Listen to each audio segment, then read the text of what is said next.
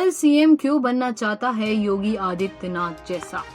मध्य प्रदेश सरकार ने भी अपने यहाँ यूपी जैसा कानून बनाकर प्रभावी कर दिया है। इसके तहत दंगे या अन्य किसी भी तरह के आंदोलन के दौरान अगर सार्वजनिक संपत्ति को नुकसान पहुंचाया जाता है तो नुकसान करने वालों की पहचान कर उनसे वसूली की जाएगी। भारतीय दंड संहिता के तहत कोर्ट जो सजा देगा वह अलग। यूपी में ये कानून इसी साल लागू किया गया। मध्य प्रदेश से पहले हरियाणा सरकार भी योगी सरकार के इस कानून को अपने यहाँ कॉपी कर चुकी है। बीजेपी शासित 2 अन्य राज्यों से भी इस तरह की खबरें आई हैं कि वे सार्वजनिक संपत्ति को नुकसान पहुंचाने वाले लोगों से वसूली के लिए यूपी जैसा कानून बनाने पर विचार कर रहे हैं। वैसे ये मौका पहला नहीं है जब बीजेपी की सरकारों वाले राज्यों में यूपी के कानून को अपनाने की होड़ लगी है। इससे पहले जब योगी सरकार ने शादी के लिए धर्मांतरण को रोकने का कानून बनाया, जिसे आम बोलचाल की भाषा में लव जिहाद के खिलाफ कानून का नाम मिला, तो उसे भी कई राज्यों ने कॉपी कर लिया। इनमें गुजरात, उत्तराखंड, हरियाणा, असम शामिल रहे। गोवंश हत्या को रोकने के लिए यूपी सरकार के कानून के कई प्रावधान भी दूसरे राज्यों को भाए और उन्होंने अपने यहाँ उसे शामिल किया।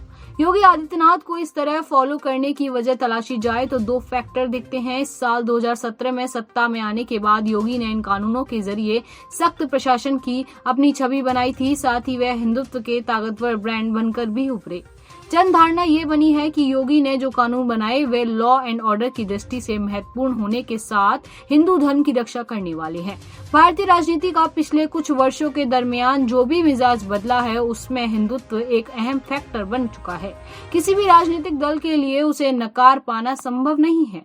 यूपी में बीजेपी ने 2.5 दशक बाद 2017 में वापसी की। हालांकि बीच में उसने बीएसपी के साथ मिलकर 2 बार सरकार बनाई थी, लेकिन 1992 के बाद पूर्ण बहुमत 2017 में जाकर मिला। तब पार्टी के तमाम स्थापित चेहरों को नजरअंदाज करते हुए अगर योगी को सीएम पद के लिए चुना गया तो इसकी वजह भारतीय राजनीति में आया ये बदलाव ही था। वरना योगी कभी भी बीजेपी की मुख्य धारा की राजनीति के हिस्सेदार नहीं रहे। वह हिंदू युवा वाहिनी के जरिए पूर्वांचल के कुछ खास जिलों तक ही सीमित थे। हालांकि फायर ब्रांड हिंदू नेता के रूप में पहचान जरूरी थी उनकी। साल 2017 में उनके प्रधानमंत्री बनने के बाद जिन जिन राज्यों में चुनाव हुए, पार्टी ने स्टार प्रचारक के रूप में उन्हें आगे किया।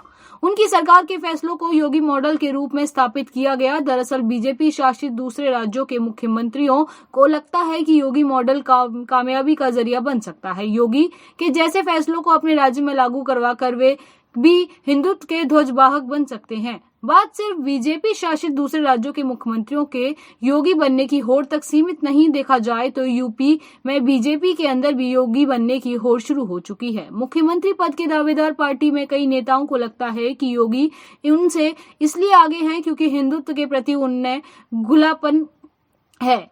ऐसे में उन्हें भी वैसे ही तेवर दिखाने चाहिए। पिछले दिनों पहले मथुरा और उसके बाद जालीदार टोपी पर और लुंगी को लेकर यूपी के डिप्टी सीएम केशव प्रसाद मौर्य का जो बयान आया उससे भी इसी नजरिए से देखा जा रहा है। 2017 के चुनाव के वक्त पार्टी ने जब लक्ष्मीकांत वाजपेयी को हटाकर केशव प्रसाद मौर्य को प्रदेश अध्यक्ष बनाया तो ये माना गया है कि वही सीएम पद का चेहरा है, लेकिन अंतिम समय में योगी ने बाजी मार ली। 2022 में भी योगी उनसे आगे दिख रहे हैं। केशव प्रसाद मौर्य अभी तक महज ओबीसी वर्ग के कदावर नेता माने जाते रहे हैं। अब तक फायर ब्रांड हिंदू नेता बनना चाहते हैं।